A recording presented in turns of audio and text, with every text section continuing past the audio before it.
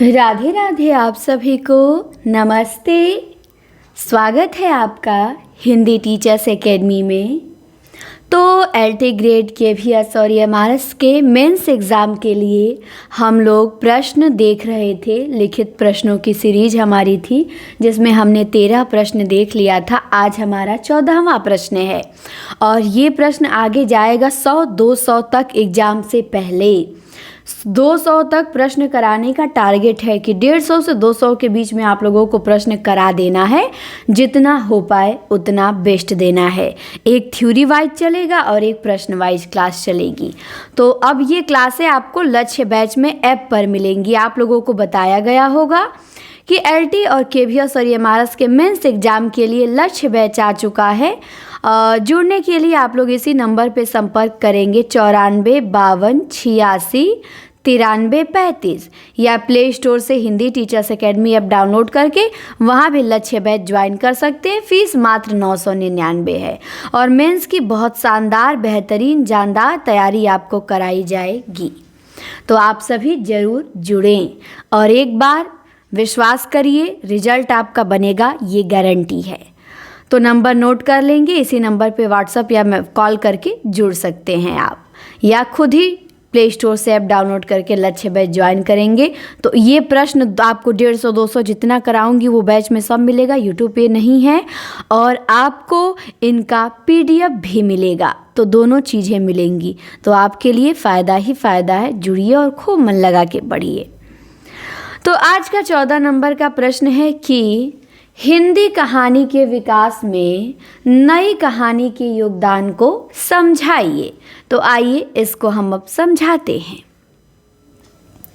हिंदी कहानी के विकास में नई कहानी आंदोलन लगभग 1950 से 60 के आसपास एक युगांतकारी मोड़ था। इसने कहानी को मनोरंजन या उपदेश के घेरे से बाहर निकालकर आधुनिक जीवन की कड़वी सच्चाइयों से जोड़ा। इसके योगदान को हम निम्नलिखित बिंदुओं के माध्यम से समझ सकते हैं। पहला है यथार्थवाद पर जोर।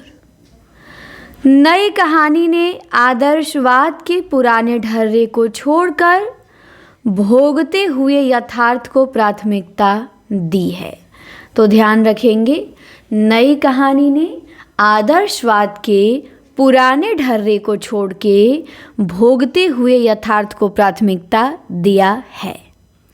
इसमें कल्पना की जगह उस जीवन को चित्रित किया गया जिसे लेखक स्वयं जी रहा था। प्रेमचंदोत्तर युग की भावुकता के स्थान पर यहाँ जीवन की कठोरता और नग्न सत्य को दिखाया गया है। तो क्या दिखाया गया है यहाँ पे? प्रेमचंदोत्तर युग की भावुकता के स्थान पे जीवन की कठोरता और नग्न सत्य को दिखाया गया है। इसके बाद अब मध्यम वर्गीय जीवन का चित्रण मिलता है। इस दौर की कहानियों के केंद्र में शहरी मध्यम वर्ग आया। आज़ादी के बाद बढ़ती महंगाई, बेरोजगारी और टूटते सपनों के बीच मध्यम वर्ग की जो मानसिक स्थिति थी उसे कमलेश्वर, राजेंद्र यादव और मोहन राकेश जैसे लेखकों ने बखूबी से निभाया। इसके बाद है तीसरा आधुनिकता बोध और अकेलापन।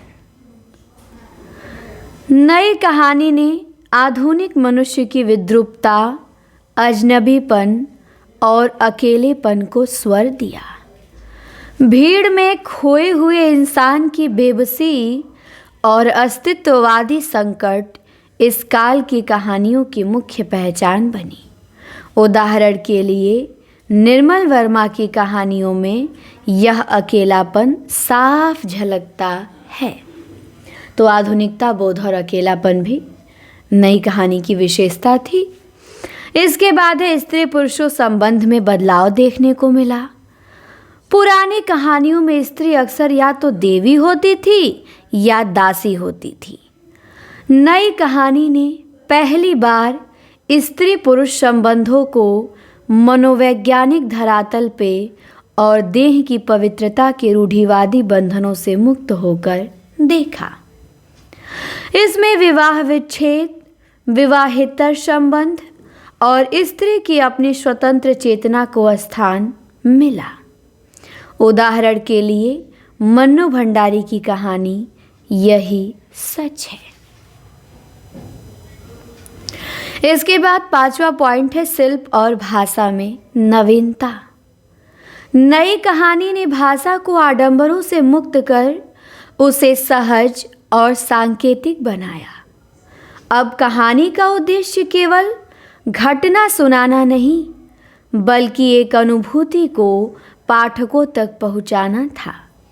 प्रतीकों और बिंबों का सुंदर प्रयोग इस दौर की विशेषता रही।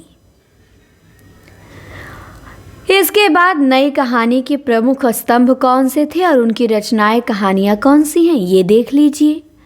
नई कहानी आंदोलन को मुख्य रूप से 3 लेखकों ने गति दी: मोहन राकेश, कमलेश्वर और राजेंद्र यादव। मोहन राकेश ने लिखा मलबे का मालिक, मिस पाल।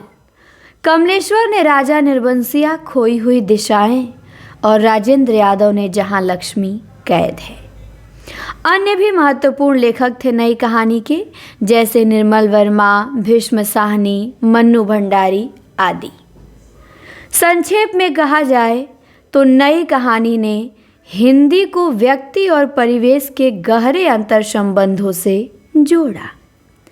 इसने कहानी को केवल मनोरंजन का साधन न रख के उसे जीवन की जटिलताओं को समझने का एक माध्यम बनाया।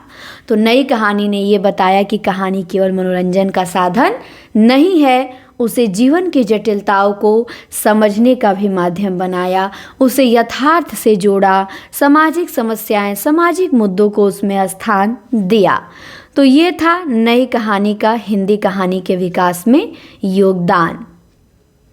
तो इसे आप नोट करेंगे और जितना प्रश्न मैं करा रही हूँ आप इन प्रश्नों को लिखते जाइए और आपके एग्ज़ाम में इससे बाहर नहीं आएगा, यही प्रश्न हूबहू आपको देखने को मिलेंगे।